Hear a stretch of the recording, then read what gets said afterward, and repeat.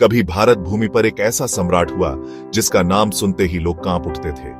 उसका साम्राज्य इतना विशाल था कि पूर्व में बंगाल से लेकर पश्चिम में अफगानिस्तान तक और दक्षिण में तमिलनाडु से लेकर उत्तर में नेपाल की सीमा तक फैला था। वही थे मौर्य वंश के महान सम्राट अशोक। अशोक बचपन से ही तेज और साहसी थे। कहा जाता है कि वे युद्ध कला में इतने निपुण थे कि तलवार उठाते ही सामने वाला योद्धा डर के मारे पीछे हट जाता था।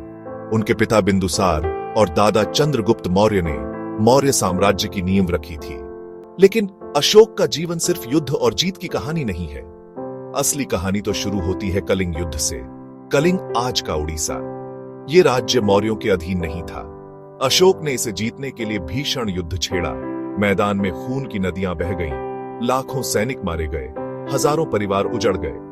जब युद्ध के बाद अशोक ने चारों तरफ लाशों का अंबार और निर्दोष लोगों का रोना धोना देखा, उनका दिल दहल गया। यही वह पल था जब क्रूर सम्राट अशोक के हृदय में करुणा का जन्म हुआ। उन्होंने तलवार को हमेशा के लिए रख दिया और धर्म, दया और बौद्ध विचारधारा को अपनाया। अशोक ने कहा था, सच्ची जीत तलवार से नहीं बल्कि इंसानों के दिल जीतने से होती है। उस दिन से अशोक सिर्फ एक सम्राट नहीं बल्कि धम्म के प्रचारक बन गए। उन्होंने पूरे भारत और एशिया में शांति, अहिंसा और बौद्ध धर्म का संदेश फैलाया। आज भी एशिया के कई देशों में बुद्ध धर्म की जड़ें अशोक के प्रयासों से मजबूत हुई हैं।